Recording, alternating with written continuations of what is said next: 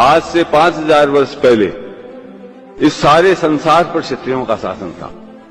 केवल 5000 वर्ष में हमारा इतना पतन हुआ कि आज संसार में सुई की नोक रखने जितनी जगह पर हमारा शासन नहीं। शासन आते हैं और चले जाते हैं, ये कोई बड़े पतन का सूचक नहीं है।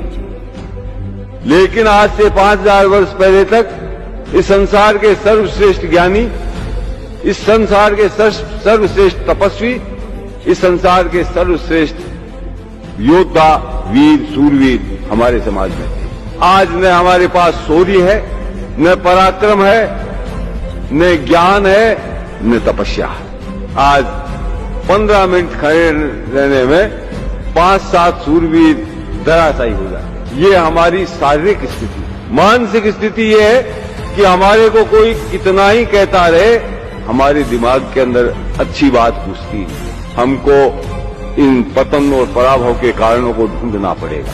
हम चाहें कि हम जैसे जैसा जीवन जीते रहें और क्षत्रिय बने रहेंगे, ये संभव नहीं। भगवान देव पतन कैसे हुआ?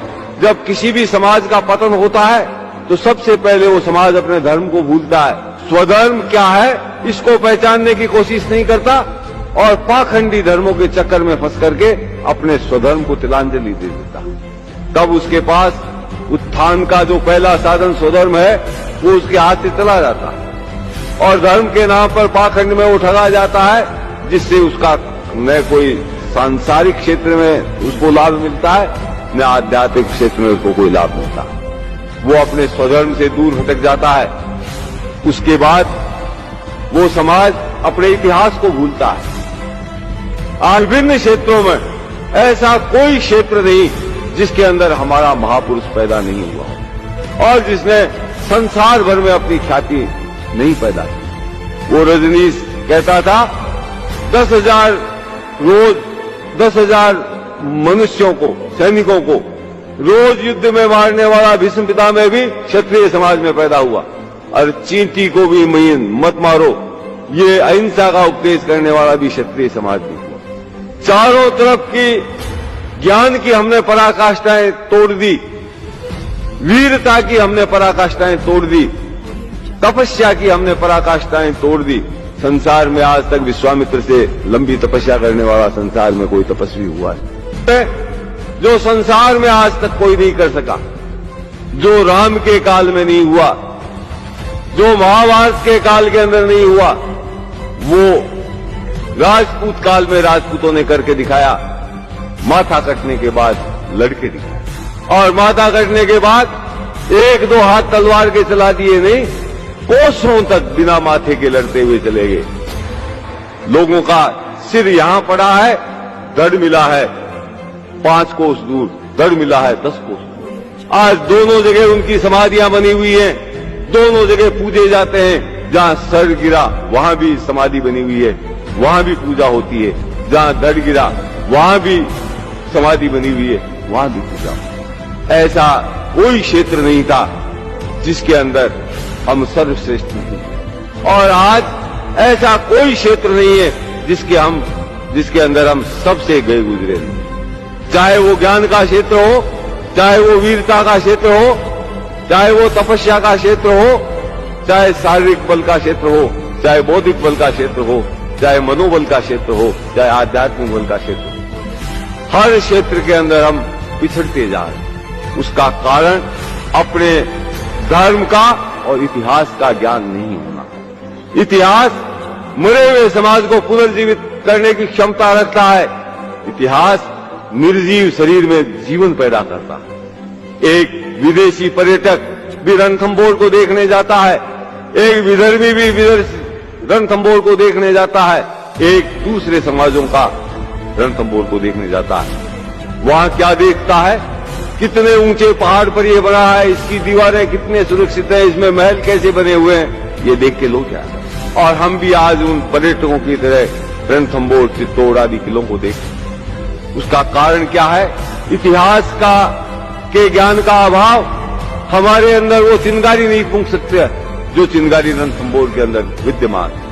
यदि हमको इतिहास का ज्ञान होता तो कोई भी राजपूत रणथंभौर के किले की सीढ़ियों पर चढ़ता तब उसका कलेजा धक धक करने लग जाता, कहीं ऐसा नहीं हो अंदर जोहर हो रहा हो, मैं अंदर प्रवेश करूं, कहीं जोहर की जलती ज्वालाएं मेरे को नजर नहीं आए, कहीं ऐसा नहीं हो जीत कर भी दुश्मन के झंडों को आगे करके लौट रहा हमीद जोहर के निराशाजनक प्रदर्शन को देख करके अपने जीवन से निराश हो गया हो, वो कहीं अपना मस्तक काट करके शिव जी के ऊपर नहीं चला रहा। इस इतिहास का ज्ञान नहीं है तो हमारे लिए रणथंभौर एक पत्थरों की दीवारों से अधिक कुछ नहीं, एक पत्थरों का संग्रह मात्र है। आज हम अपने स्वधर्म को भूल रहे हैं, पराये धर्म को अपना धर्म समझ रहे हैं। कृष्ण भगवान ने गीता में कहा है, श्रेया नाम स्वधर्मो विगुण पर धर्मो भयाव, तेरे स्वधर्म का पालन करने में ही तेरा कल्याण है। दूसरा धर्म भय को देने वाला, दूसरा धर्म तेरे को कायर बना देगा, तेरे को पलायनवादी बना देगा।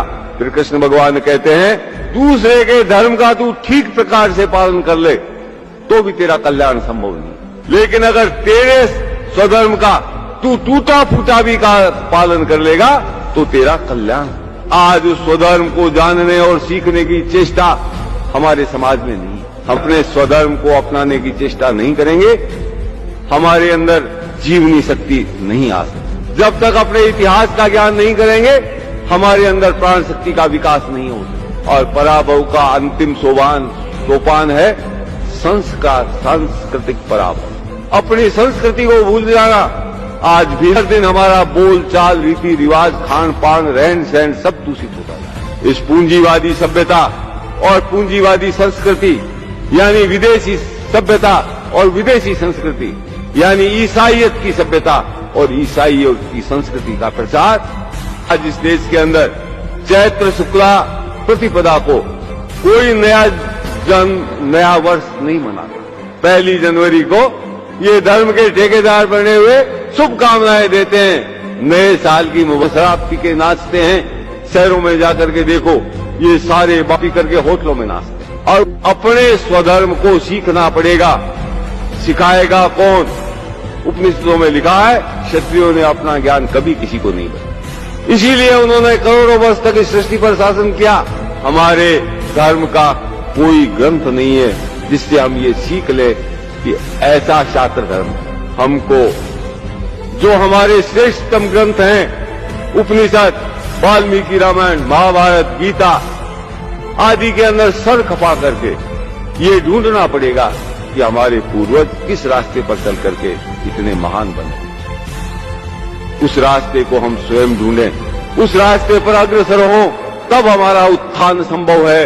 लेकिन आज राजपूतों के गांवों की, राजपूतों के परिवारों की और राजपूत नवयुवकों की सबकी मानसिकता यह है, पेट कैसे भरा जाए।